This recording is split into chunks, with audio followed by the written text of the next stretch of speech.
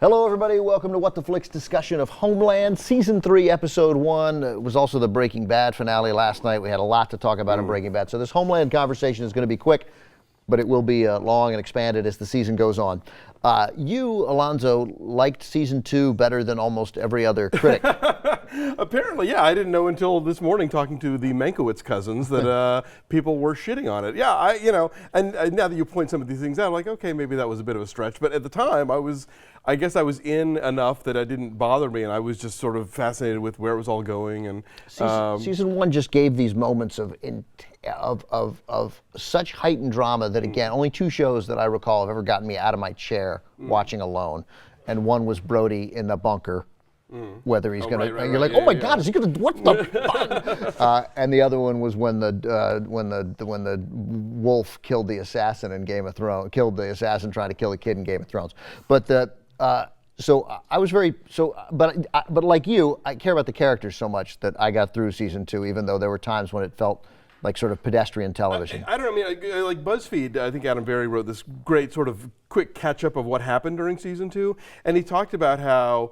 By episode 5, they had already pulled Brody in and made him turn for them, because that's the kind of thing that a lot of shows would have stretched out for an entire season. They were just like, bam, we're getting done with that and we're moving on to the next thing, My hope for this year, and we don't know because we didn't see him in episode 1, is that we would be kind of done with Brody. Like Brody's played out as he's not a part of a terrorist network. He can't really be connected to it anymore. Like I care about Carrie and I care about Saul and I care about them seeing the inner workings and F. Murray Abraham and finding sort of the clear, fascinating ways with which blocks inside the CIA deal with each other. That there's a lot there. I'm a little worried about another season of Brody. What could be interesting about Brody is that he is literally a man without a country right now, because not only is the government searching for him because they think he's the guy who set off the bomb at the CIA, but all of his old, contacts in the Middle East also know that he's betrayed them. So he's got nobody. He's got nowhere to go. I don't know how they're going to drag that up. I think what they're bringing back in Season 3, that was sort of the crux of Season 1, which is Carrie paranoid or are they really out to get her? And clearly now they're setting it up to where Saul seems to be throwing her under the bus. Yeah, he really betrayed her. That was hard to watch. But at the same time, when she's having her meltdown in the restaurant, it's like, is that a legitimate meltdown, or is that a Carrie's off her meds meltdown? And she's clearly, off her meds. She's drinking, what is that? She's drinking tequila or whatever, and having sex with strange guys who look like Brody on her steps.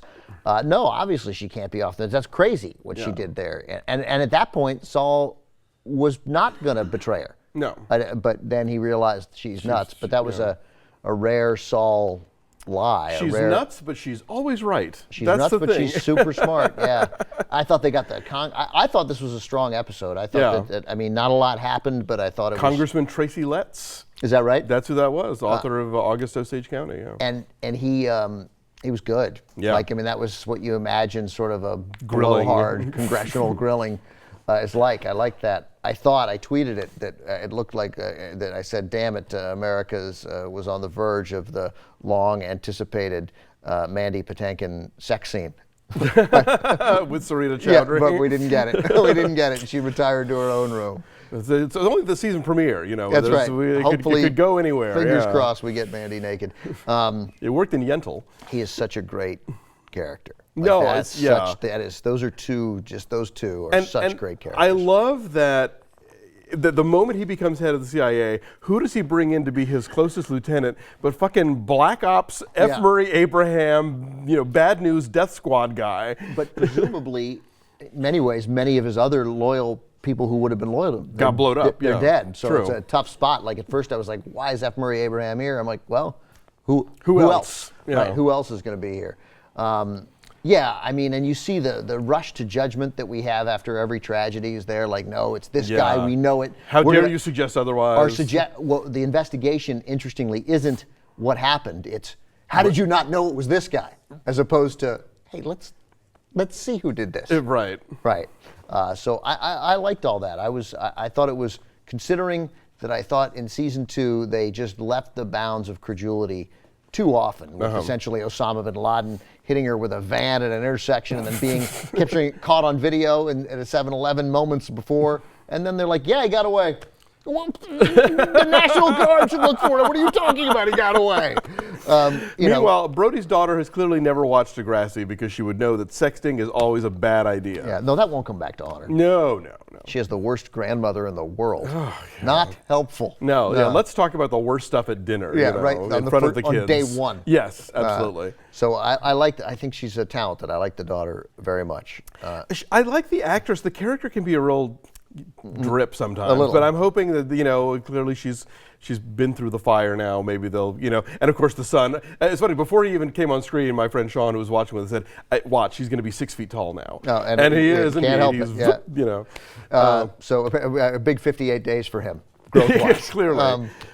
Anyway, we will be back with more in-depth conversations of Homeland starting next week as the season progresses. But I was encouraged. This was a good. You're back on board. This was a good beginning for me, and I'm glad Homeland's back with season 3. Excellent. Thanks, Alonso.